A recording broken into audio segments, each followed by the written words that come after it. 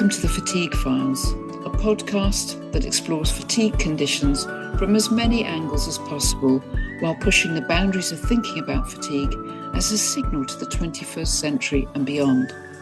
Cutting-edge thinking, practical strategies, thought-provoking explorations. They're going to all be here, and I'm your host, Anna Greer, welcoming you to this edition of the Fatigue Files.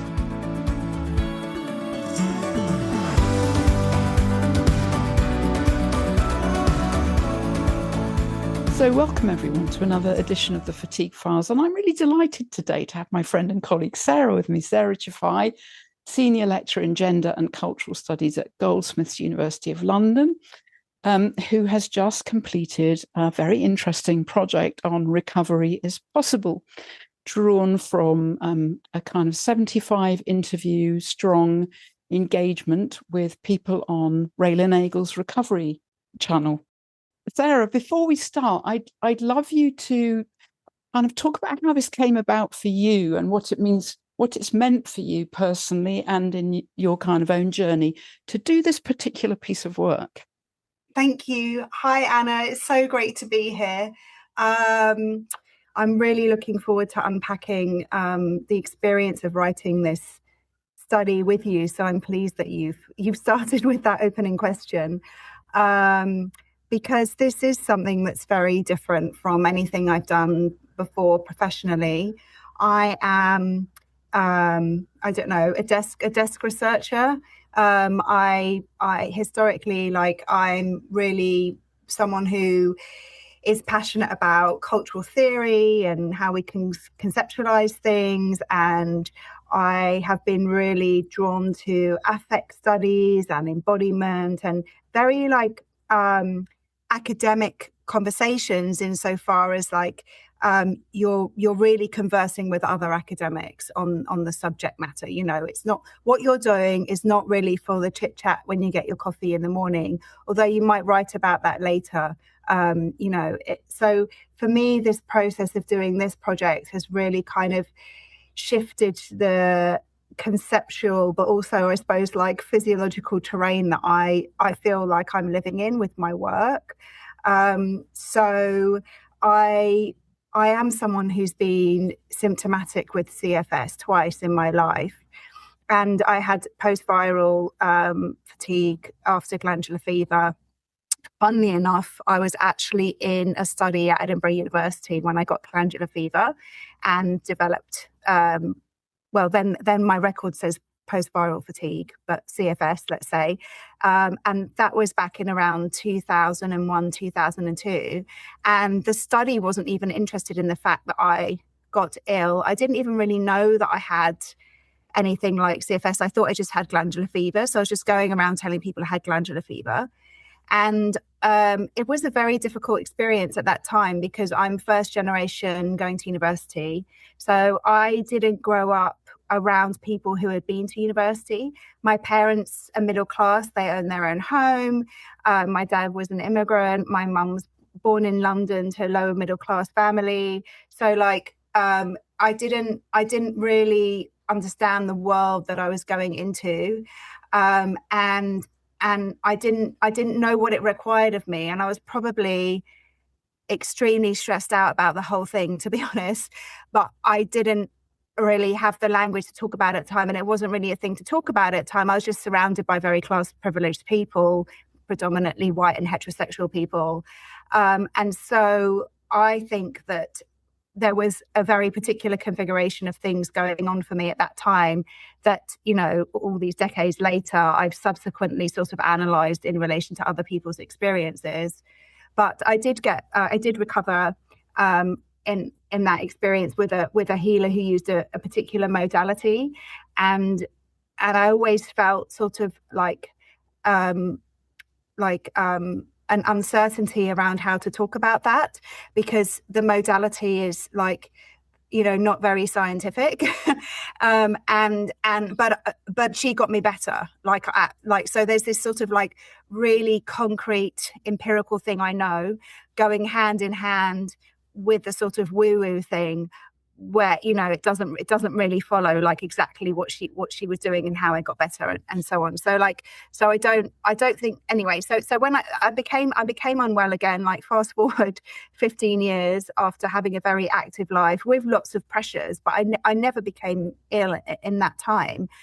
But then yeah, as I was between jobs, I had some kind of, you know, like flu type thing, and I became unwell again.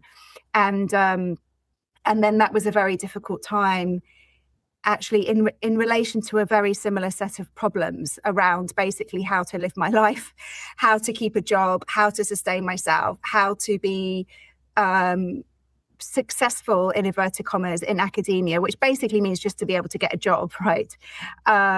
As someone who didn't understand that like naturally or intuitively, and this journey was very different. I followed a lot of like basically functional medicine type things, and I was really helped by an allergy clinic. I do have allergies, so that like I did lots of those sort of like in inverted commas detoxification things and experiments with diets and all those kind of things. And I think those things were all things that my body really needed, and I don't think there was anything I did that actually I didn't physically respond to and that wasn't supportive for my system. But like ultimately I didn't fully recover from being symptomatic.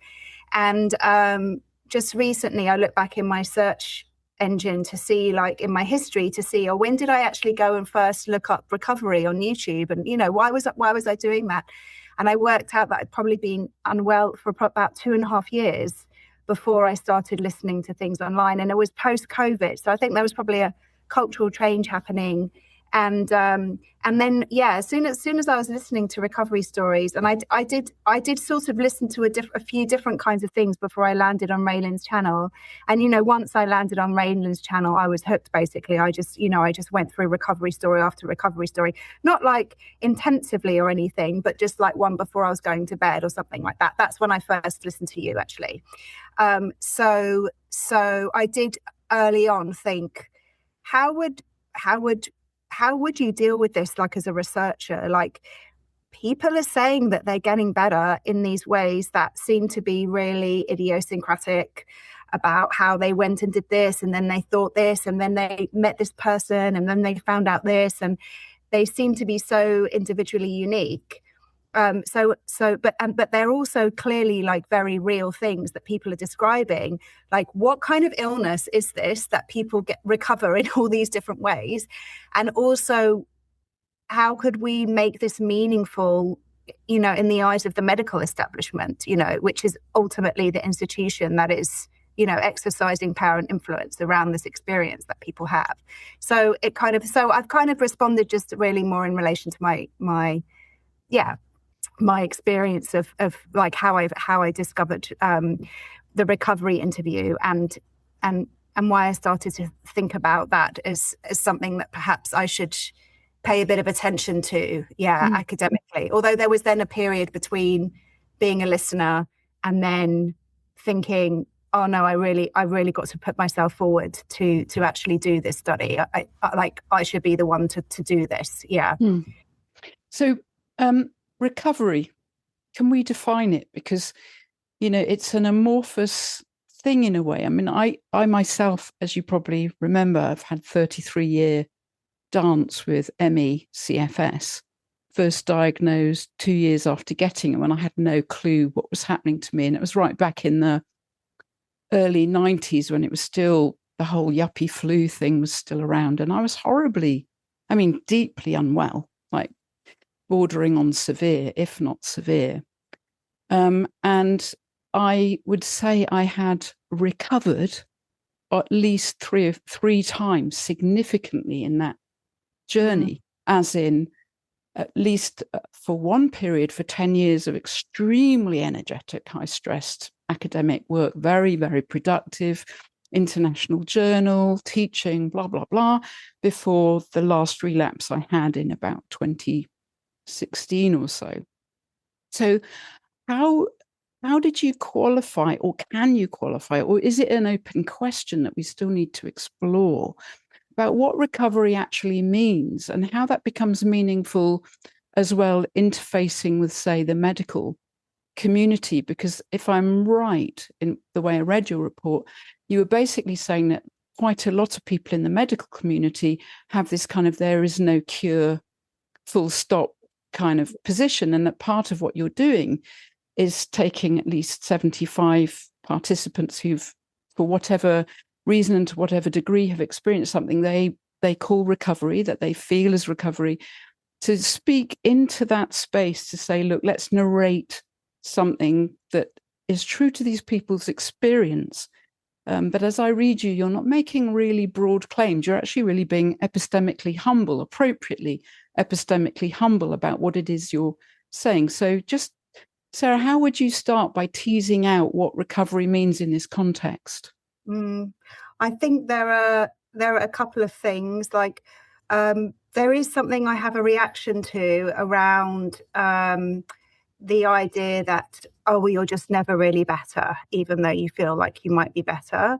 And I think that's about the way that the non-recovery discourse, which is clear in the NHS and in medical research,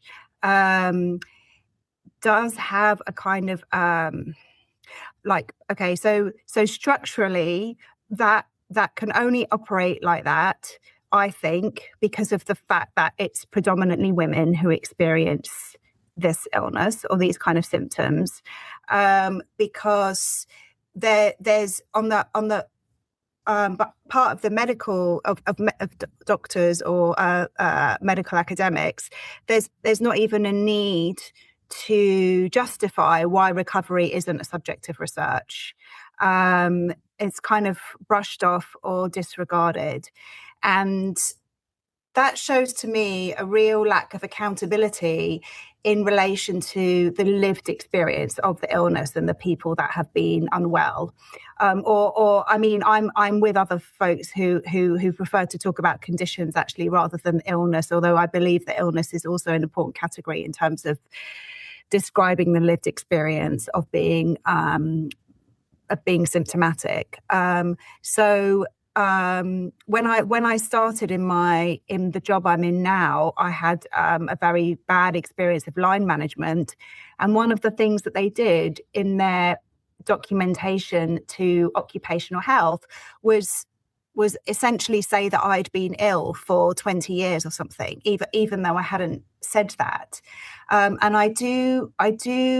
So there's this tension, isn't there, between, on the one hand, engaging with the lived reality of a set of symptoms that can be very severe and then resolve and then maybe reappear later in a different guise. Like you could say that about my experience. You could say, but I suppose it's sort of the idea of non-recovery at the moment is linked to a claim that there's an underlying problem, and the idea of that underlying problem is a pathophysiology that's fixed in some way, and I guess I do worry about that. Yeah, about that idea. So in relation to the study, lots of people in their recovery stories,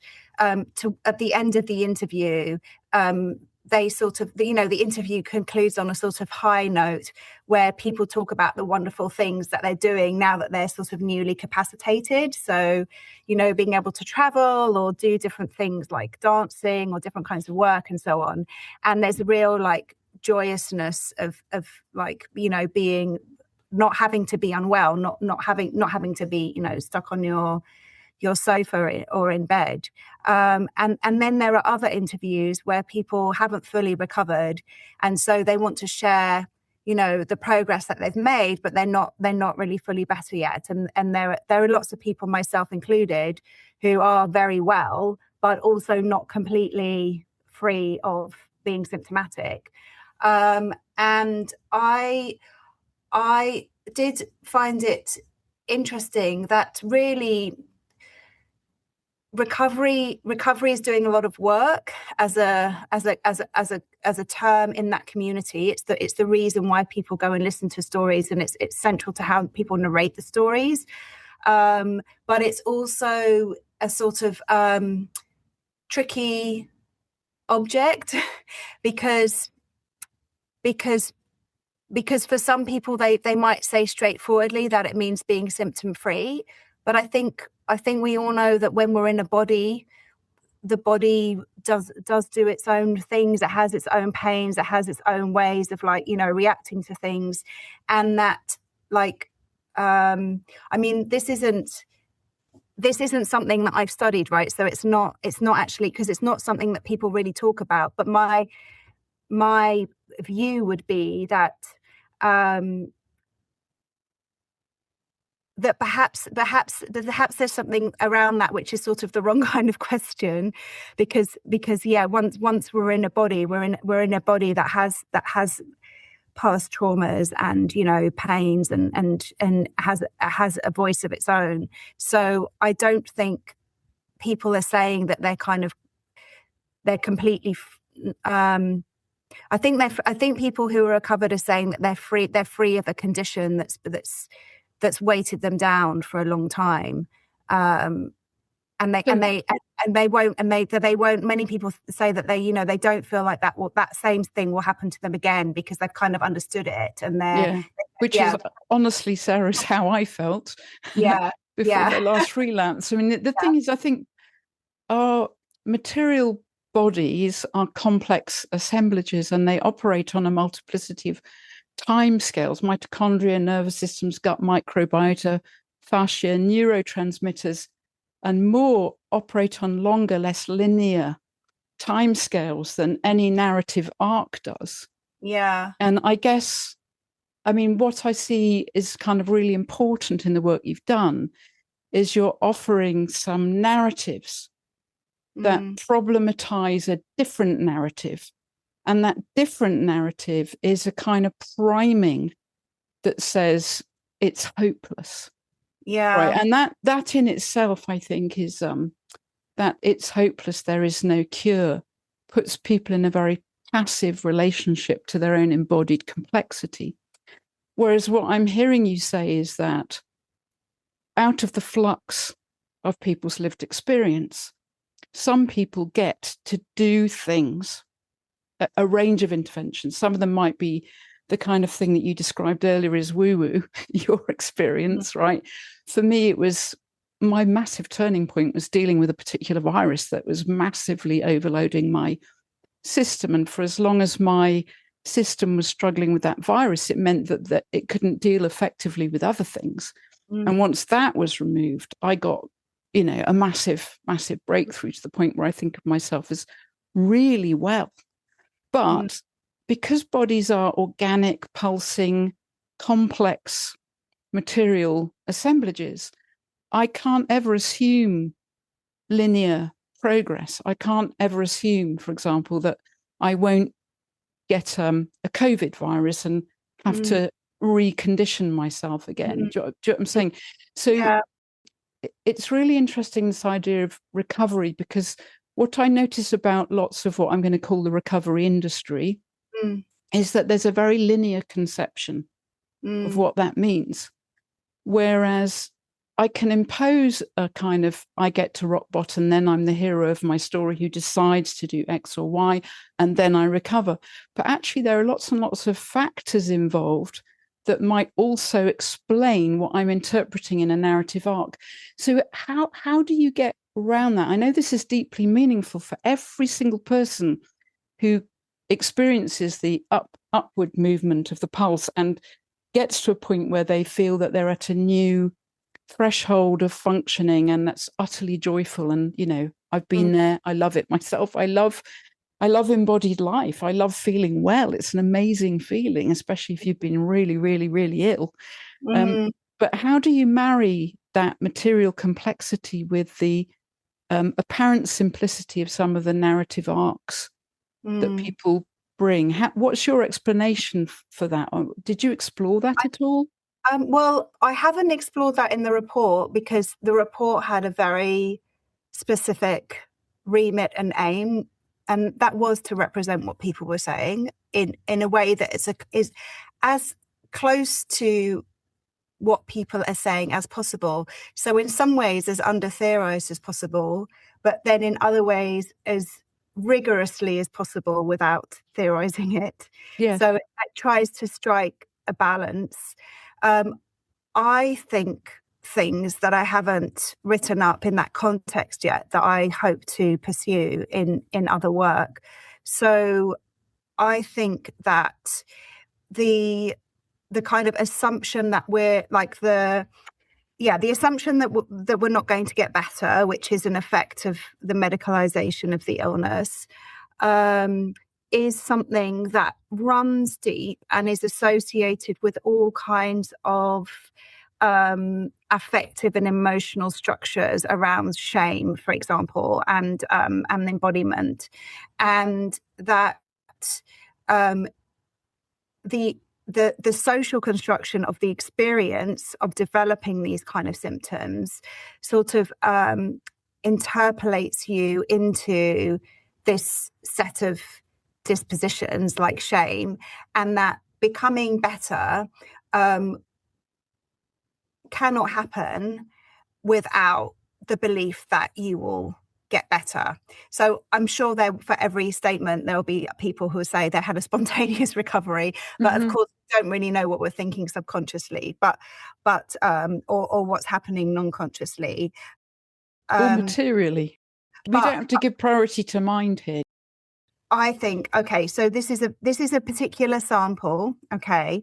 So it's people who've recovered from something that they're told they wouldn't recover from. And then it's people who've come on to talk about that experience on YouTube. And it's also people who work in some way to support other people to recover. And it's people who gave their consent to have their interview included in the study. So it's not actually the majority of people that's spoken to Raelan. It's probably about a third, let's say. So it's a very specific set of people. So you do have like a narrative being articulated in a particular way. But I would push back against the sort of simplicity, because even when something is encoded, as in the recovery industry, in a way that, you know, you have to do to produce marketing, etc. And that certainly made me feel very skeptical about recovery programs, and probably why I sat on it for quite some time before I did them. Like even though that encoding does require and produce simplicity, I think that probably in the practice of some of the tools and techniques and the messaging, there is like a more enduring set of terms that people are being asked to engage with, or that people take on. And like you were saying with temporality, like I think some people take some of those things through with them, also because people talk about self-transformation. And I think they're talking about also like changing some habits of perception, that sort of like enables them to, you know, experience themselves in a slightly different way, or have realizations about themselves that they do experience as transformative. And so even though some of the messaging is, you know, and I have that worry about myself about like how to write up the findings, and what happens when you put the findings in a summary and there are like 7 findings and they're all one sentence each, and this is like this big complex thing you've sat with through all this time, and you know, when it just becomes basically a sort of a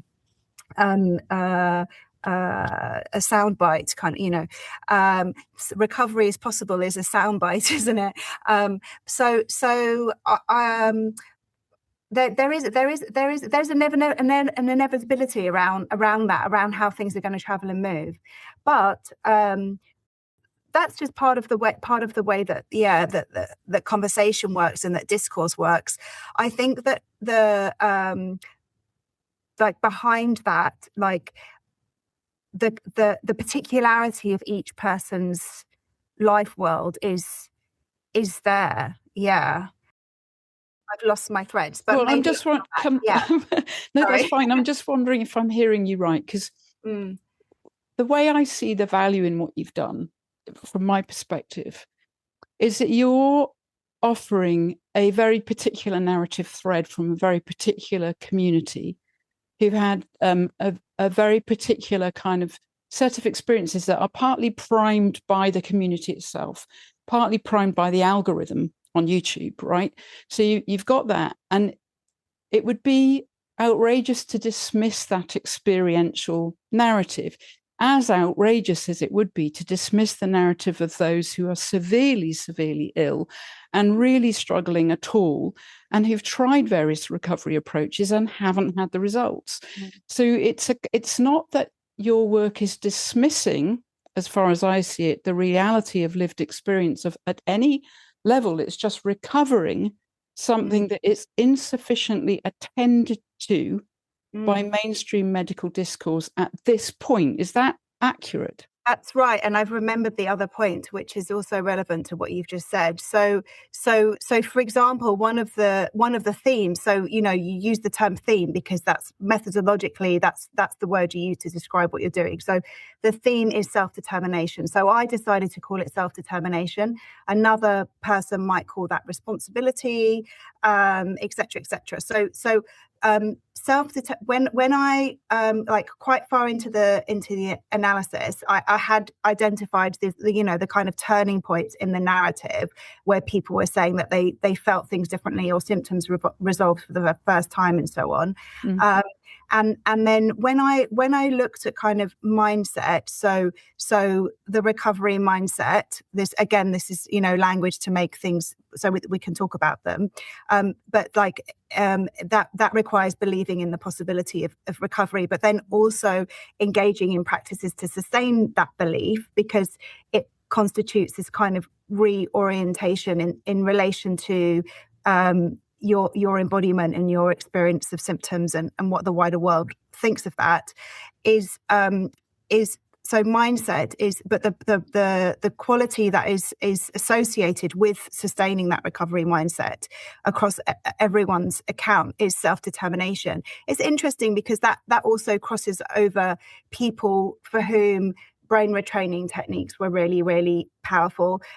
Versus there's a smaller subset of people that didn't recover in that like the dominant story way at all, and they recovered through more the functional medicine techniques, so through particular supplements or particular kind of diets and so on. But they also though describe a process of kind of taking ownership of their experience. And of course there's a tension there as an academic, which I haven't sort of delved into yet, which is around how you talk about subjectivity in the context of neoliberalism. And responsibility is quite a big dirty word, insofar as it suggests that people are ill because they haven't taken responsibility for themselves. And the message of the findings is actually contrary. So the message is that message itself is profoundly damaging for people. It's profoundly shaming and disabling of people who are symptomatic, and it affects their people's relationships with other people, their relationships with work. Like it's a kind of stigmatizing and shaming discourse that is really felt on your skin and really hard to navigate out from. But what I think the recovery community online offers people in the way that they're describing it is actually a way out of that shame and a language of I want to say empowerment, again, another really tricky term, but a language of self-determination that gives people a chance to say something else. So rather than feeling bad about the fact that this has happened to you, there's something about a sort of realization that if I engage in this particular practice or this particular thought process or try this thing out, perhaps I can actually do something that interrupts this kind of pattern of symptoms that I'm experiencing. And that sense of being able to act on yourself, I think is really, really important. So I do think there's a bit of a tension, because in a way that is a generalization. That is like I am saying that for people, like for people who are affected, like I do think that's probably important. Like because that's what's important in these 75 accounts. And I do recognize that in my own experience. I do think that there are some other sort of, I've used the language of social illness, but I do think there are some social issues that kind of land at people's doorstep in particular ways, and that somehow developing this set of symptoms or these conditions is in part a way that we're processing those things that land at our doorstep. And like, I really want to make clear that, you know, I'm not engaging with you know, like theories of like psychosomatic theories of embodiment, not because I think that they're wrong, but that's not really the main framework that I'm using. Neither am I using what's being called the psychosocial biological or something, or the these kind of these frameworks. I think precisely don't look for the person. They don't look for the personal. They don't really look for the biographical. To me, those approaches are much more schematizing, and I think they could have a role in some kinds of research. And clearly, psychology is the only subject where at least people are trying to do studies with people, and the only other studies that exist which are about recovery narratives are from psychology. So at least there are some folks that are trying to also, you know, draw a wider awareness of the importance of this conversation. But I really wanted to kind of suspend both my own training's critical knowledge and also the kind of schematizing frameworks of more kind of psychological disciplines to tell that, like I said, to tell the story as closely as possible culturally. I hear that, and it's really raises loads of interesting points for me, because I think it's very paradoxical. Because on the one hand, you're right, one of the violences that neoliberalism does is it individualizes structural and collective conditions. I mean, the very fact, for example, that we can reasonably say that this affects more women than men shows that there are structural, cultural, gendered, somatic dimensions to these patterns in our culture that are more than individual, right? And it's really, I find it really difficult the way in which illness gets individualized. As you said, like, it's framed as a failure of responsibility. But on the flip side, of course, there's the paradox that the recovery narrative arc reinstalls the responsible individual. Doesn't necessarily look at, oh, my recovery is materially part of an assemblage in which my husband's words and the operation of that alternative medicine and the operation of that YouTube algorithm all played into the collective emergence of this tipping point for me, which I'm narrating as a subject, but is nevertheless more than simply an individualized account. So there's a paradox built in. And the reason I point to that is that some of the more pernicious applications of recovery programs will actually say, if you don't get it better, it's because you're not doing it right, which to me is tantamount to the extrapolation of the same neoliberal logic that leads to the individualization of why people get ill in the first place. So I'm really interested I imagine, Sarah, that you'll be diving into that in future projects, because I recognize that it's not part of this project. Yeah. And I can imagine that for you, it must have been a complex walk to try and allow the narratology that these people are bringing to emerge, while at the same time not being naive about the fact that we all swim in cultural waters in which we are thoroughly individualized in relation to ourselves.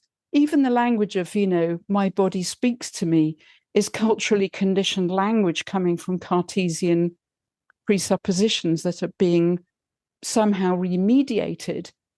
And it's quite interesting because that responsibilizes people in a way that a more distributed view doesn't, because if, for example, my recovery is as a complex assemblage that pulses and moves and is non-linear, and suddenly there's a tipping point, predictable or unpredictable tipping point, in which I start to experience a kind of more homeostatic functioning, there's less room in that narrative for blaming me if I'm not getting well, because there's a wider range of factors in play. It's not just me, Anna, making my choices, narrating myself to myself. Do you see what I'm saying? So I'm curious as to, because you spoke at one point about the body multiple, was it? Yeah. Was it tricking as an academic? What was it like as a theorist, a cultural theorist, to have to negotiate some of these assumptions that were coming from lived experience, conditioned by definition by Western, liberal conceptions, broadly speaking, and to come to that as a gender critical theorist, as a cultural theorist? How did you negotiate that? Because I think that's really intriguing. Well, I think that I didn't, actually. Right. Okay. I just didn't, because I think that would stop me from saying what I've been able to say. And I think that some colleagues might find that difficult to understand, because they won't agree with the premise of the work, because they'll think that that's not to open myself up to criticism, but they'll think that's not what I'm qualified to do. But I think that what the analysis has shown is that, to go to the body multiple, this idea from Anna Marie Moll, is that in fact you can use like your gender and cultural studies training, or your broad kind of humanity, your ability to do hermeneutics or think like a social scientist, like that is much more capacious than perhaps you realize, because we're very goal oriented once we're in the job, right? Like there's this, and it's all disgustingly competitive, and it's also incredibly depressingly mediocre in many respects as well. But it's actually not something that I've I thought that a certain kind of work would be where I'd find my voice, but actually I think that the way I've listened to and written about these 75 interviews is interestingly much closer to my voice, really, which is quite interesting, because I am deeply critically minded. But perhaps I also found something incredibly liberatory or liberating around like sitting with other people's experience and knowing that my only task was to describe that and make sense of that and see if there were patterns there. And actually, I think that while I share the same vocabulary with you around like the assemblage formation of illness and recovery, and my big influences are people who it's referred to as like well, not according to ChatGPT, actually, because that told me it was something else. But I use the language of critical immanent theory, which is, basically forms of theorization that don't assume objectivity or the mind-body split, for brevity. I think that the psyche, so going back to psychology and these fields, psychoanalysis, of course, I think that the psyche and attachment and affect are I don't want to say manifesting, but like are certainly being articulated in the realm of experience in a very particular way here, that, as you say, reflects the kind of social pressures and conventions around gender, for example. But then there are also things that don't really make sense to me. So, for example, there are no Black women in the sample, and hardly any. I don't think I've ever seen a Black woman on Raelan's YouTube channel. And I was thinking about, demographics and the kind of pressures I'm talking about in terms of middle class aspirations and being part of the first generation going to university. And the people whose interviews I listened to are mainly people who've been to university, and they're talking about those kind of pressures. They're not actually talking about pressures which are like putting food on the table and making sure you pay your rent on time. They're talking about, how do I be someone? How do people respect me? How do I find belonging? Like a very class specific and culturally specific set of pressures people are talking about. And I was surprised, though, to find that there are now so many young Black women in the UK going to university for the first time. And is it the case that, we just don't have very good epidemiological studies that really understand the kind of the patterns of race and class around who becomes symptomatic, or is it actually something around whiteness and being a middle class white person that is predisposing you a little bit more to developing these kind of symptoms? So I've never seen that written about. No, I haven't either. Yeah. But we could also ask, is the algorithm itself pre-selecting people because people who are drawn to Raelan might be white middle class people? Because if the vast majority of interviewees are white middle class, that might be a pre-selection issue with Raelan's particular approach and her particular community, and without broader scale research, we don't know. We can't know that. No, we don't know, and that's why I like the humility in your framing in the piece, because you're basically saying this is an important narrative that needs hearing. You're not saying this is the cure, this is the way, as I read you anyway, Sarah. You're saying this is a set of experiences that have valid insight, that point to something agentic, an agentic possibility. Yes.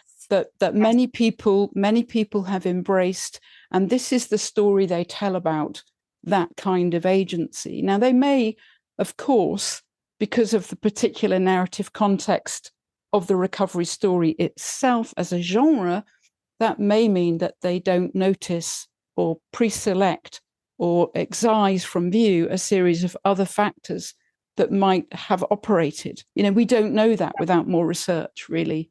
Yes. I think that also, like what I was saying about the psyche, is that there is a sort of ambition there, which is to let people know that there are many different ways that we can think and talk about the question of who we are and how we think and how we came to be the way that we are, and that's why I kind of introduced the language of ethics, but also make a point of talking about mindset as a cultural phenomenon, or say that people are discussing this in certain ways, and I think that matters because there is a bit of a division, I think, between a popular psychology or people that write trade books that that talk about ideas that people are engaged with those ideas. Again, that will inevitably invite the issue of simplification or what's fashionable at that moment and all those kind of issues. But then on the other hand, you have the kind of disciplinary accountability where people are doing studies where they're drawing on other sets of terms, and again these are they're sets of preconceived notions that involve relations of power. I am someone that feels a bit uncomfortable around both psychology and psychoanalysis, which doesn't mean that I think that they don't have a lot to offer, especially probably for me, especially psychoanalysis or psychodynamic psychotherapy. But those do invite questions of authority and power and influence and so on. And I suppose I intentionally looked for and talked about some of those experiences where people were figuring some small things out, for themselves, that didn't necessarily invite these maybe that didn't necessarily invite, the commerce of a particular recovery program, or a particular, like, I don't know, psychologized idea about something or other. So I guess what I'm saying is I think that institutionalization is happening in many different ways. It's not just about what doctors are saying. Of course, culture institutionalizes us, and there are many. Culture can be thought about as an institution as well. I try to loosen or show that there are ways in which we can listen and talk about these subject areas without the repetitions of certain refrains or disciplinary assumptions or attachments. Yeah. Although, Sarah, by the way, you've disappeared from the camera, so I can't see the video back on. I didn't know. Yeah, I can't see your lovely face. There you are. Of course, we could say the same, though, couldn't we, of subcultural formations, including around recovery stories. I mean, like, it's like it gets really complex. But one thing I'd love to ask you is, I know that you've got a more extended definition of mindset, and I think this is important because I think the words mindset might be very, very activating for some people. Yes. who've been told all they need to do is get a bit positive and they'll recover. So I want to give you the chance to unfold that language of mindset so there's no misunderstanding from listeners to this conversation about what you mean by it. I was interested in mindset before I started the analysis, but I didn't expect that it would be so significant. So my copywriter, thank you so much for your help, Rachel. She works in science communication, and every time I'd use the word significant in the study, she put a little comment next to it. Because of course it doesn't mean statistically significant. So I've changed the word significant in the study to all kinds of alternatives like meaningful. So I didn't, but significance is also an important word. But I didn't anticipate that. I think that in some of her summary videos, Raelan has talked about mindset. Actually, is it her language, Sarah? Was it Raelan's language? No, it's the community's language. Yeah, mindset is the community's language. Right. Okay. From Raelan and from interviewees. And before I started the analysis, I was interested in what that was a placeholder for, because I mean, I knew it wasn't like positive thinking or any, I mean, that was to be taken for granted.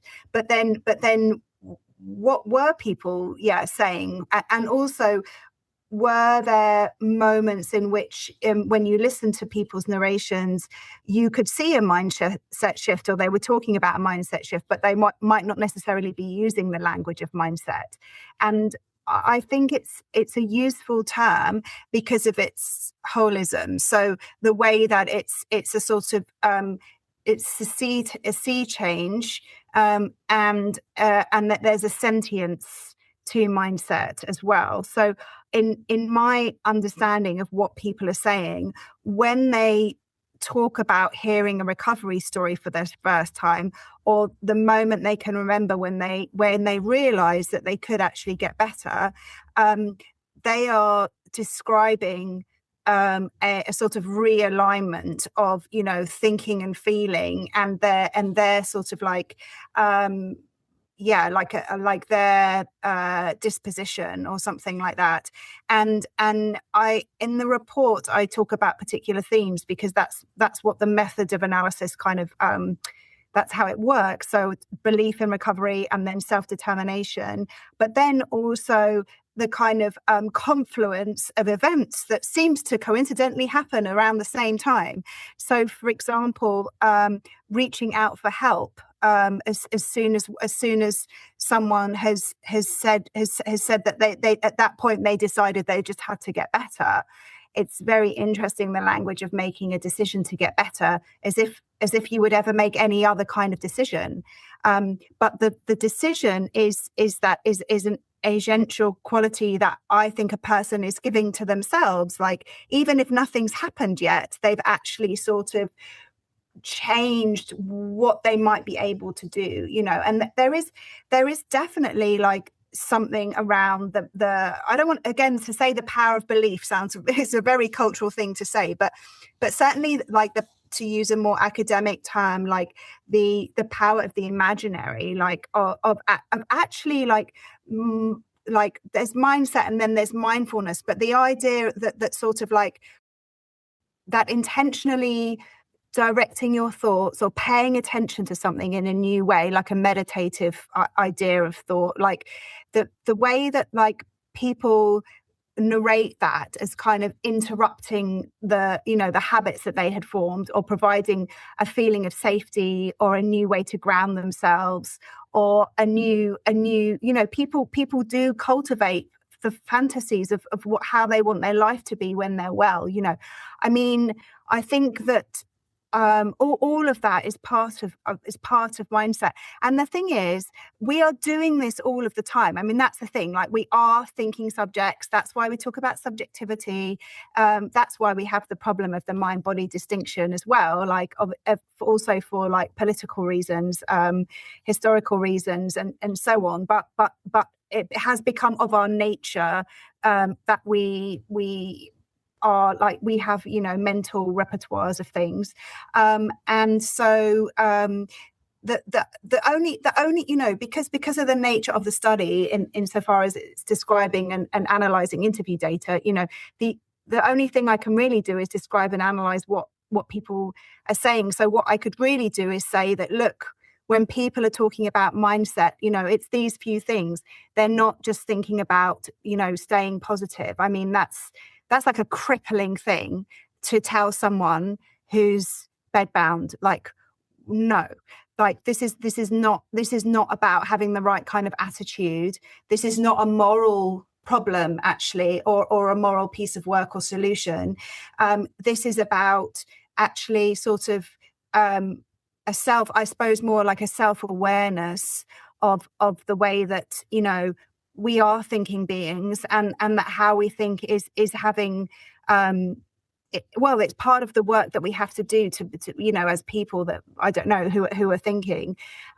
So yeah, one of the key pieces is that the support of other people, and then the guidance of non-medical practitioners were these quite important themes. And that might be partly to do with the bias of the sample in terms of non-medical practitioners, although it was also the case in my experience, and this was a long time before there was a recovery community online. But it does seem that, like, an intervening person or event where someone else has a lot of recognition around what's happening with you, people do describe that over and over as having an effect on what happened next, on what they were able to do next.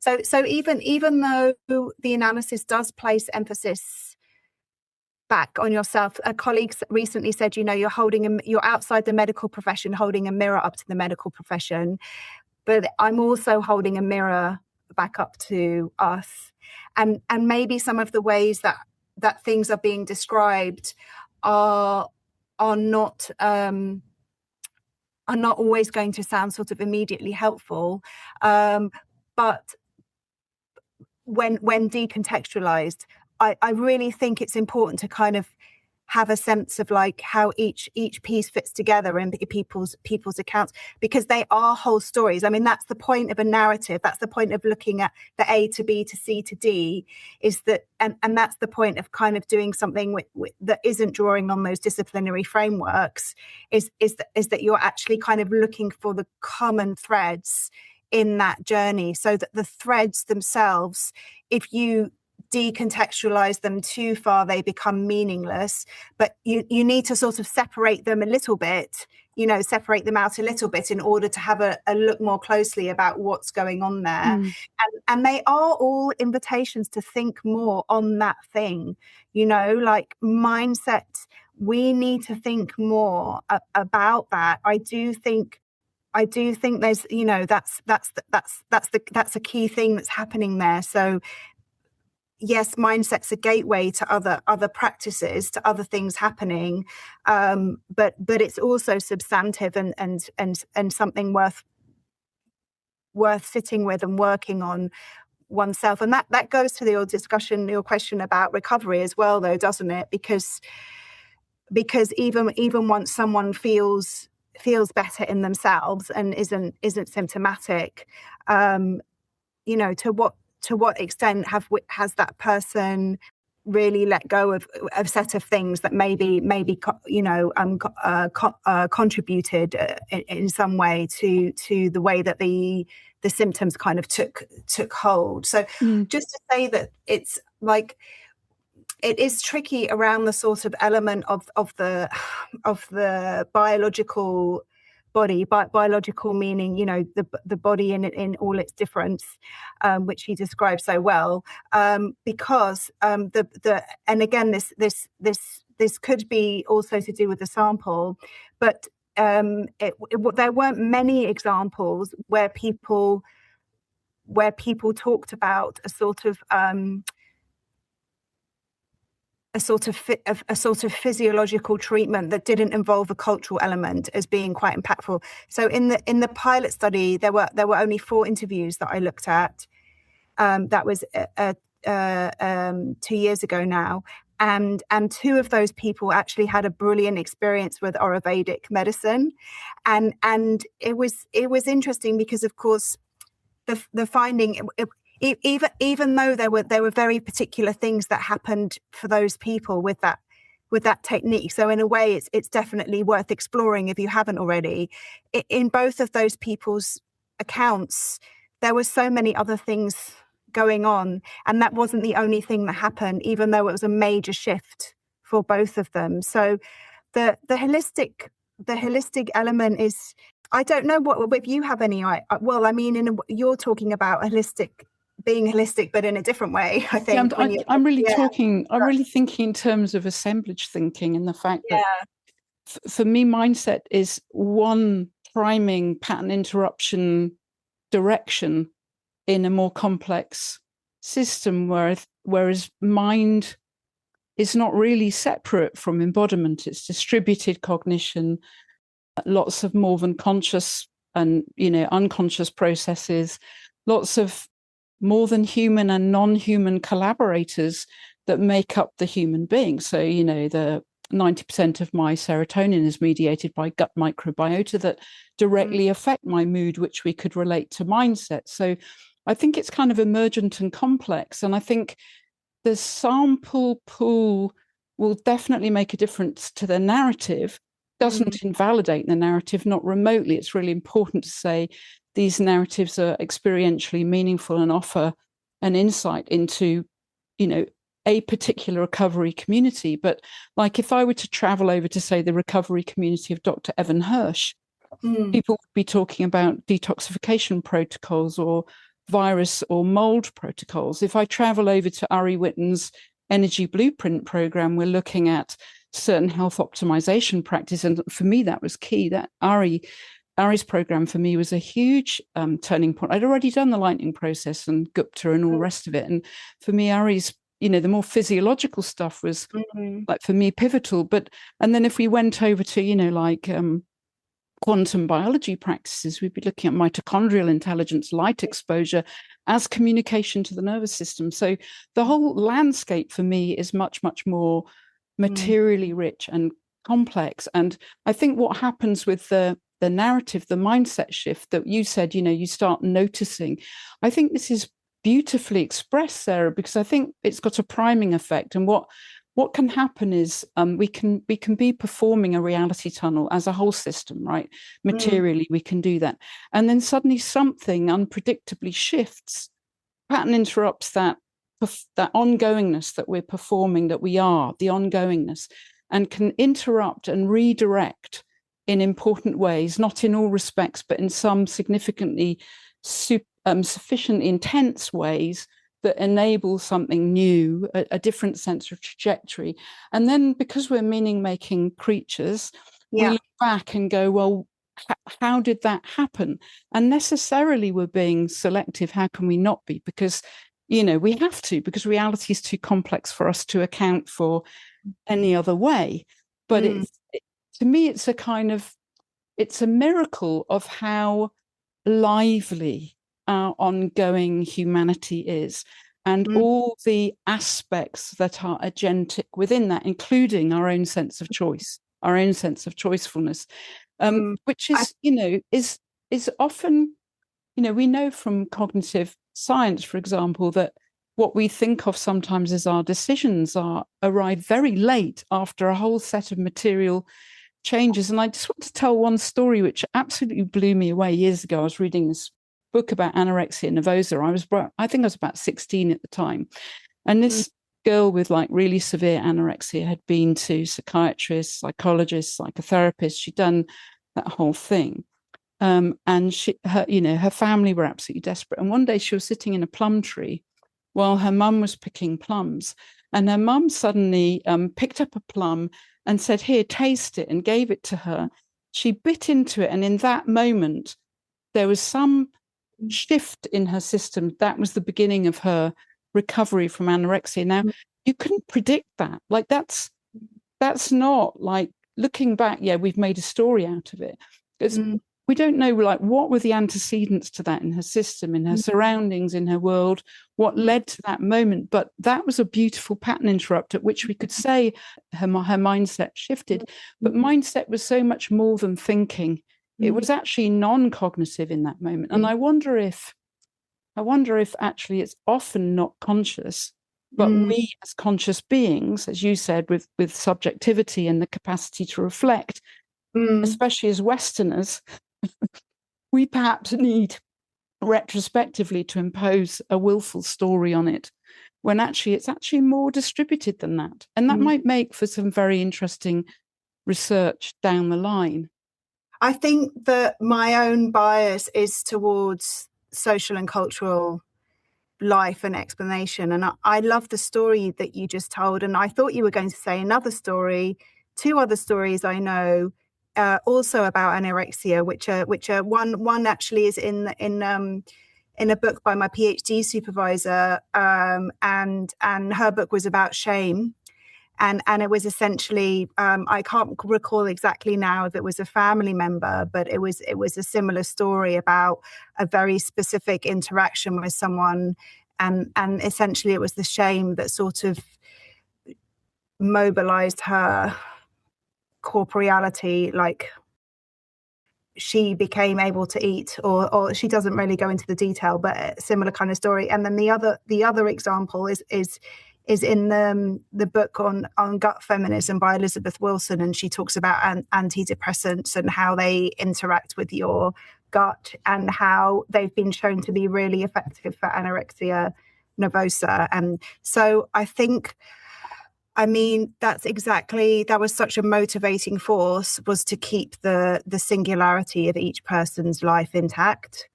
And the way that I did that was through a lot of quotation and a lot of description. And that's also why I feel like the summaries are very different types of thing from the writing itself, the report itself. And when I say social and cultural, like the story that you just shared, is you've told her story, I feel. But if you brought a psychoanalyst into the room, or a psychologist, or a certain kind of medical doctor, or a historian, they might all tell a different kind of story about and they might all be different dimensions, right, of the same phenomenon. And exactly, and that doesn't mean that their stories are not very relevant. I mean, I do think that, I mean, in terms of the sort of like, hesitancies around some of the, maybe the way that the report sort of acts as a sort of affirmation device, some of the hesitancies would be around sort of, recentering the subject as the seat of control in their lives, which we're not. That's just a very powerful illusion, but one that we need to recover. But maybe the illusions that we have when we recover are better ones than the ones that we have when we become unwell. They're not all made equal, but also I think that there are only specific kinds of theory or specific kinds of theory are required to talk about the subconscious and the unconscious. And there's something going on which you'll be very aware of at the moment in popular culture around, there's the sort of red pill, blue pill manosphere world, which is, everything you've been told is a lie. Those kind of intersections of the far right and then, racist patriarchy that hinge on this idea of a mindset shift, re-educate yourself. Everything you've been told about liberalism is a lie. This is the way things are really. I'm going to tell you how to think about it and how to act. And in that world, I do hear people talking about I think they use if I've got it the right way around, they're using the language of unconscious, but they really mean subconscious. But they often don't just seem to discriminate between unconscious, non-conscious, and subconscious. And I think that so much is happening underneath. Most of it's happening underneath, and most of it I'm not talking about. But that's okay, because I'm talking about the realm of experience, and that's always been a powerful mobilizer of change historically, without someone coming along and telling us what might be happening subconsciously or non-consciously. So I think the different disciplinary angles are really fascinating for people like you and I that get really into the ideas, and we want to know what does it look like, how does it look differently if we take these ways of thinking about it into consideration. It becomes like a conceptual question for us to explore, and there is an element of that for me, but probably the clearer element coming through for me is much more around the politics of how recovery is talked about. I mean, that's the part that was the driver for me at the end. I completely changed the way I thought about CFS while doing this study. And, I gave my DNA to decode ME, to that study. And that was only a few years ago. And at that time, I just thought, oh, that sounds interesting. Why not look at the genetics? I mean, maybe we can learn something. Now I just think about that in terms of political economy, where is the money coming from for this genomics study, which to me just seems to be using people with CFS and ME and the ME community to justify spending millions of pounds on a science and technology project, which is about uplifting the UK economy, with no actual kind of, treatments on the horizon for people, except when you go to presentations with scientists involved in that work, they are all already thinking about pharmacological solutions. I went to one where they were already discussing 2 drugs that they thought might have some relevance for people with CFS after looking at people's DNA, what happens to people's DNA. So I actually think that the objective became actually, okay, I've got to describe everything people are saying and show that, when people get better, they have actually done particular things. It's not just a random thing that happened. The patterns are actually social and cultural. They're deep patterns.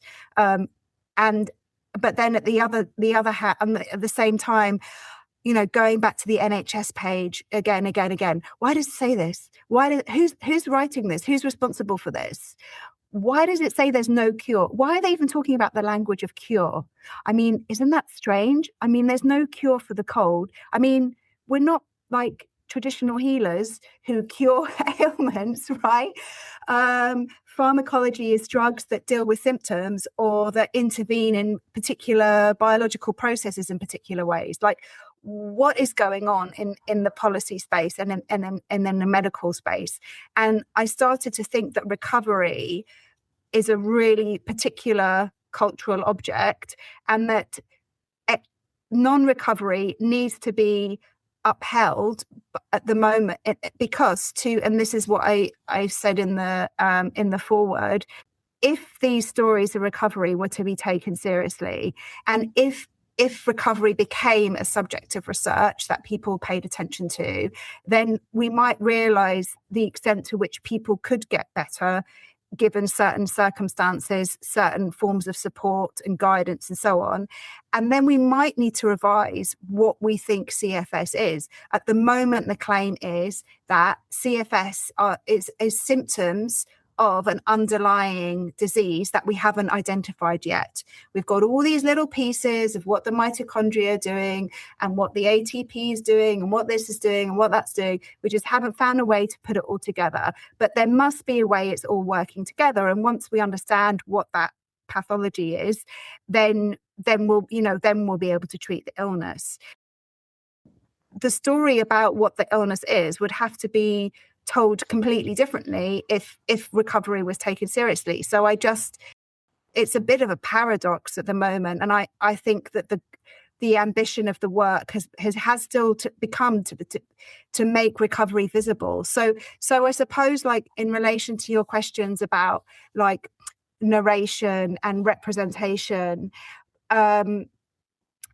and the consequences of that we don't know yet. Okay, so we don't know yet when the story is already being told, and we find the story that's already been told, and we think about what that means for us. That's very different from the girl under the tree with the plum. She didn't have presuppositions; she just had her mother and the plum. So the consequences of what's happening now, we don't know what they are, but the best case scenario, I think, would be for more cultural visibility or representation of recovery in different places for people. And then for people who do recover to speak more about it. When I was writing the study, a few people told me, oh, I know someone who had that. As they do when you say, oh, I've had CFS. Oh, yes, my mother had that, or I had that, And people might just say that and not really think twice about it, or not really bring it up, except in the context of a conversation. Perhaps if there's a bit more visibility, people might be a bit more forthcoming about narrating their own experience. And that might mean that there's more of a sort of like cultural pressure or momentum. I mean, to go back to this question of change, I do think how we change is a fascinating question, right? I like what the notion of interruption. So there's how, but there are specific things that we can do to enable that to happen, and there are specific things that we can do to make sure it doesn't happen. Even though there's an element of not knowing exactly. So it's not completely within our control, but it's something that we might be able to nudge or encourage or create more allowance for, which is the work that many people are doing. So I do hope to see the cultural shift as well, and I just also think that's inevitable. I just just with how many people are affected by long COVID has changed the terms of things, I think. Definitely. I think what I read your report as is a kind of pulling out a really interesting thread around recovery from a particular community who've recovered in a particular way and who have a particular set of explanations of what they recovered from. I actually think the picture's much broader, and I think it's more complex, and there are different modes of both recovery and non-recovery out there. And some of the non-recovery is not to do with not believing you can recover, because sometimes it's just to do with sheer physiological limits and capacity.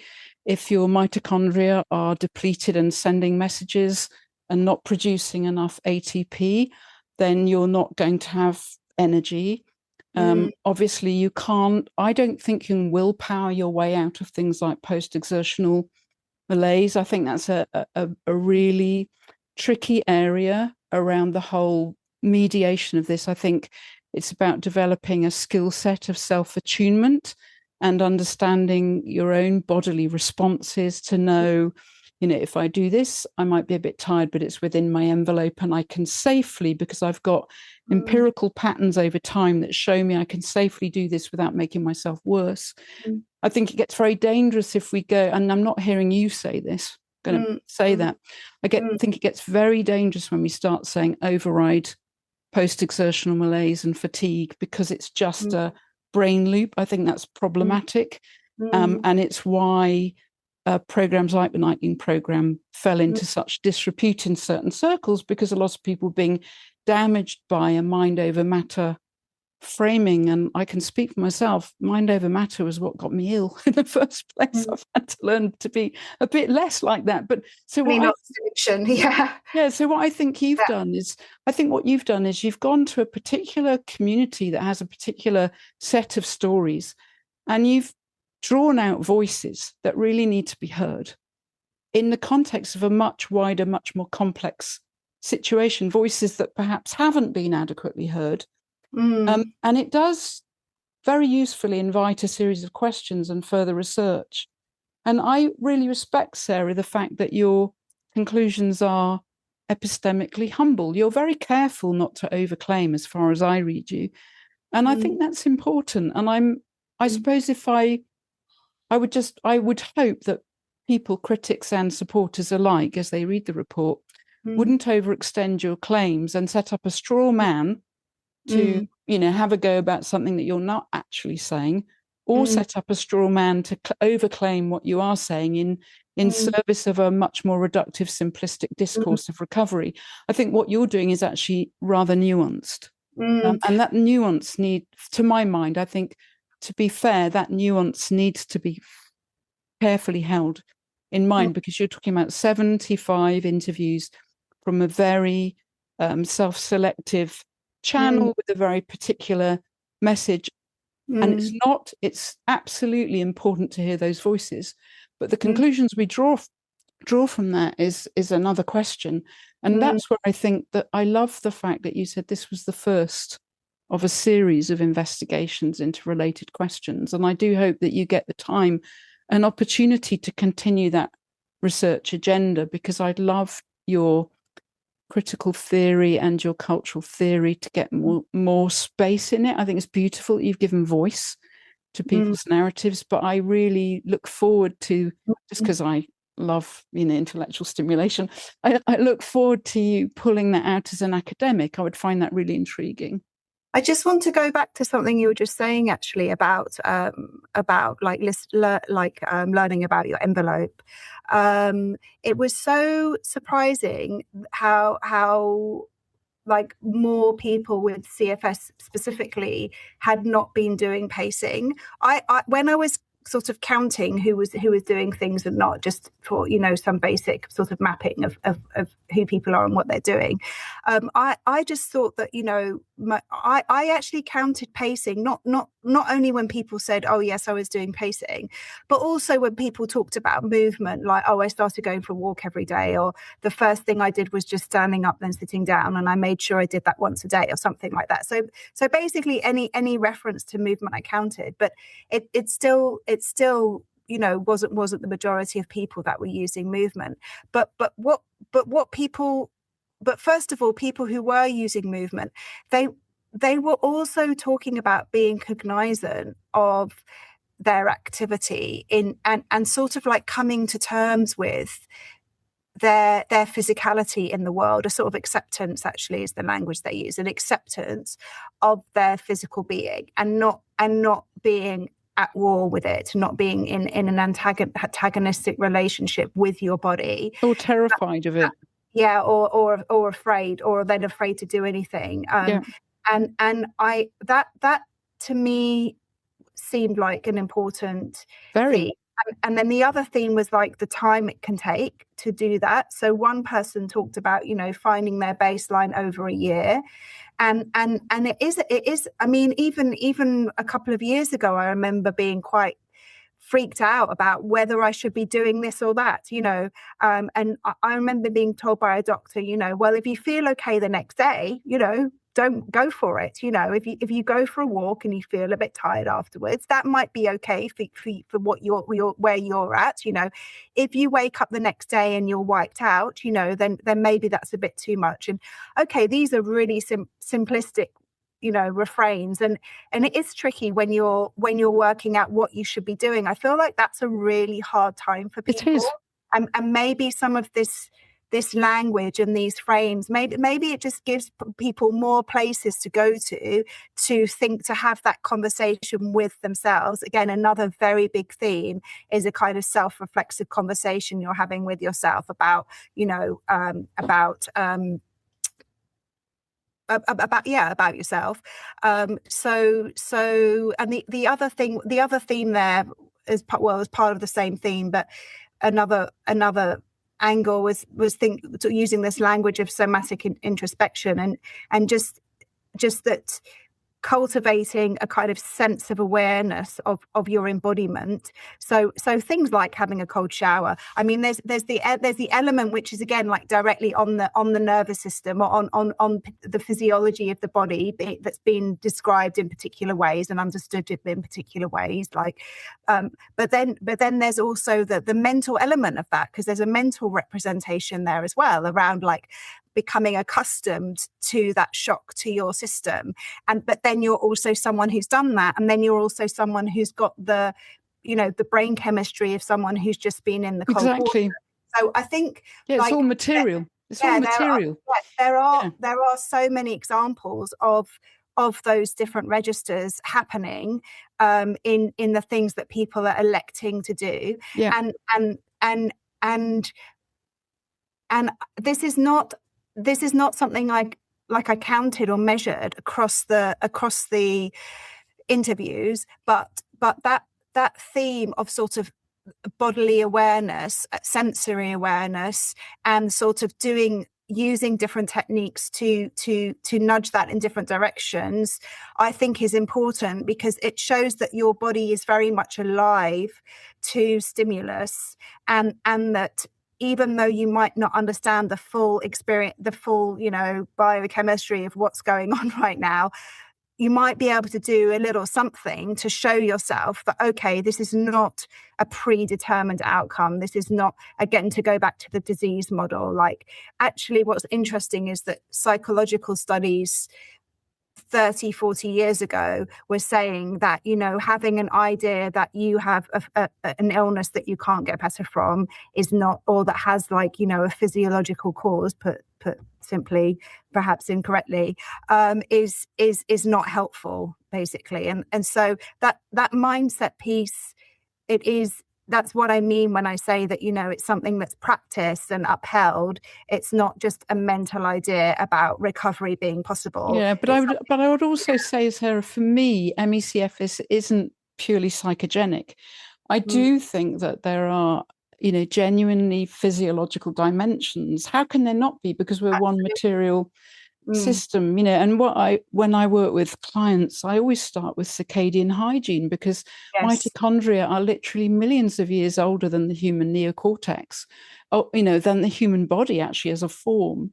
And the first language of the planet is light and dark. And we're so, trillions of bodily operations rely on that input from light and dark, which is a relational material aspect of our creatureliness as beings, as earthlings, which kind of brings me to the whole thing again of the more collective dimensions of this, because collectively we live in a world where we're bombed by junk light. We have unnatural light spectra in our retina, fucking up with our, excuse me in my language, the suprachiasmatic nucleus, and our cellular balance and everything.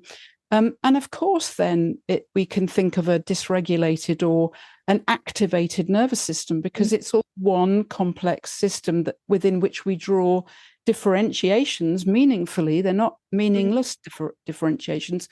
But it seems to me that if we go too far down the psychogenic route, we're right back to the whole potentially, and I know you're not saying this because of your broad reading of mindset, but some people might hear you saying, repeatedly, it's all in your mind, graded exercise therapy thing. And I know that's absolute anathema to you. You wouldn't go there.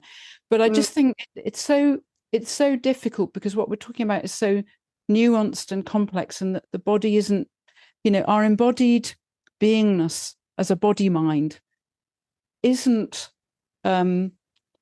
isn't ultimately just one thing. It's a multiplicity. And so, we talk about the numerous ways in which people get this, have these experiences, get these symptoms. Yeah, because it's a complex. It is actually a complex. And there's so much going on. And I think it was the World Health Organization that said a long time ago, I might be incorrect, but I might be correct. It affects more known body systems than any other condition. Well, hello, why? Because we're talking about things that go right into the fundamental layers of our materiality. And so I just want to kind of emphasize that when we talk about mindset, because we can't just move it from mind to soma. We have to also say mindset is also, in this broader sense, relational.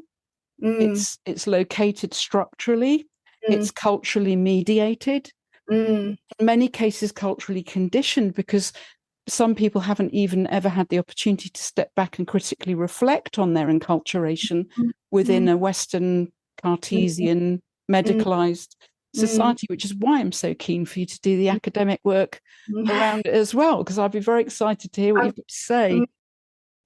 Like, I think the study really places emphasis on openings, even though it's like very much in the world of like cultural encoding and everyday language and so on. I think that the way that I'm talking about the subjects of people's conversation is to stage questions and create openings and to try and encourage more conversation on those matters.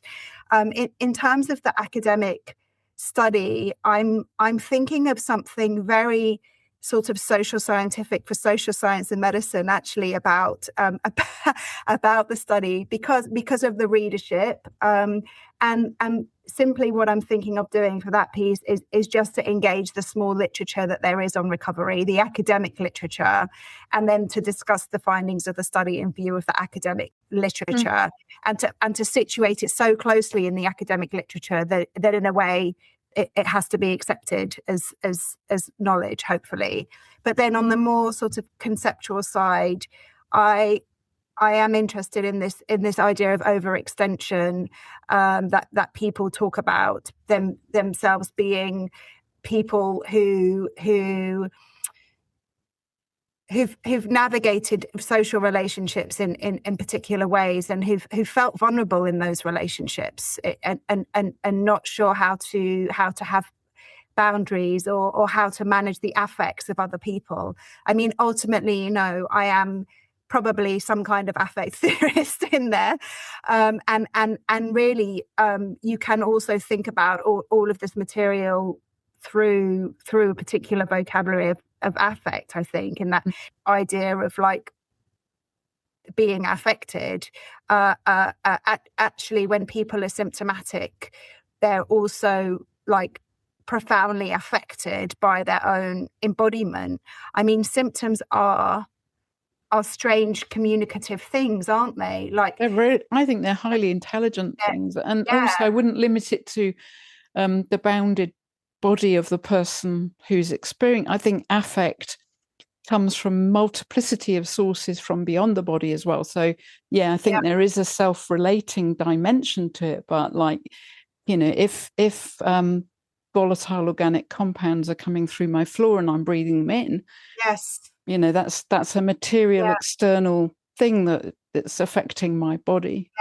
I think the idea of intensity is helpful there as well. Like, I mean, you mean in the Deleuzian sense? Yeah, in the way that the body manifests itself. Like in the sort of when you learn about, like, let's say the social construction of disability kind of thing, you learn that like, you don't really notice you've got a body until you're ill, basically, or pregnant, and then you realize, because it gets in the way of what it is that you want to do. And I think that there is this, like, as we know, like the body is a site of like power and control, and capitalism wants the body as a smooth space. My other project at the moment is on consent and the screen, and I'm looking at Friends and Married at First Sight. So, reality TV, a complete, but it's so, it's so much about the smooth space of the body and the smooth space of the screen, and the kind of endless scrolling through. And I'm not even sure if it involves any pleasure exactly, or like the pleasures change, from kind of voyeurism to something else which is much more direct and effective about a dopamine hit. Yes, much more just like on the brain. I suppose I haven't worked out to what extent I want to do this yet, but which is to move into like a political and conceptual space. But the body becoming ill is an interruption. It is a refusal to be able to work, to be able to produce, to be able to have a normal, intimate life, to be able to aspire to normal. I mean, when you're really unwell, you don't have hopes, thoughts, and dreams. You're just breathing, and so they're like, in and of itself, being that unwell is such a profound interruption to normative subjectivity, or the ideal we have of what it means to be a person. And it's so confronting to us to have to, and so like, it's really, I suppose like the reason why I feel a lot of hesitancy around the scholarship part is because I really don't want to lose touch with the person who's still unwell. And I think when I was listening to the interviews, even though most people are either better or might have subsequently then become unwell again, but basically people who are maintaining a very kind of positive affect about the outcomes of making an effort to or following particular practices around recovery, but because people are also talking about the hard times, when I was thinking, I was still very directly linked to what people were saying about what it means to still be there. And I just think I probably want to keep that thread there of like the material existence of like how and the quality of feeling that comes with not being able to be not being able to be embodied, or not being able to be a person. I mean, I personally still struggle with the language around conveying what it feels like to be unwell, or to not be energetic, or not feel like your metabolism's working well. That to me is still sort of knowledge gap, and I'm not quite sure why that is actually after all these years of kind of paying attention. But lots of people they're describing symptoms like particular sensations and then the consequences of those sensations. I think there's also other qualities of feeling that accompany that, or that one might feel when they're feeling lethargic or empty, or like a vacuum, that it's hard to convey the sort of the body that doesn't work, in the way that the body doesn't work. I don't think we have very good cultural language for that, and we don't have medical language for that either. I think also culturally we have a very poor understanding of how sometimes we can be taken to a particular place where we go deep within. I mean, I remember when I was severe, the only place I was my psyche. I literally couldn't do much more than crawl to the toilet and crawl back to bed and cry again. And for me, that became, it was enormous suffering. And I think the suffering involved often gets minimized or downplayed. And I think it's very important to recognize that, there are millions of people on the planet with ME/CFS who are suffering profoundly at this very moment, whose suffering is invisibilized, is really not taken account of. But for me personally, and I'm not saying this is the invitation for everyone at all, but for me personally, that suffering became an invitation into a very deep, transformative journey, which was, costly and slow and very painful. But ultimately, I read it as a spiritual process. But that's my frame. It was a mode of awakening for me, and that awakening included over time an understanding of my embodied life as a spiritual sacred practice in its own right. You know, the matter is spirit here and now, as Maharishi Karpriti says. It's matter matters. And, you know, there's something wonderful about coming home to that. But that doesn't mean that because I walk that route and that's kind of become that for me, that it becomes that for everyone. And like you said, it's very important to stay in touch with the reality of those who have not experienced a way through yet, or who may never, because sometimes we have to be realistic about this. If you're really ill at the age of 70 and you're debilitated in the extreme, you may never, you know. And so for me, then you are a person still.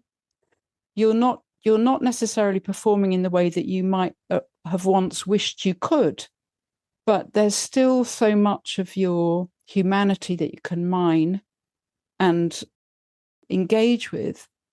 But any source of hope, whether it's pharmaceutical, spiritual, emotional, mental, basic lifestyle practices, moments of joy, moments of being held, moments of being tenderly seen or tenderly heard, which is what I think you've done for the people in this community. I think those are all beautiful things for us to aspire to bring into this space of such enormous complexity, such challenge, and so many things yet that we have to learn.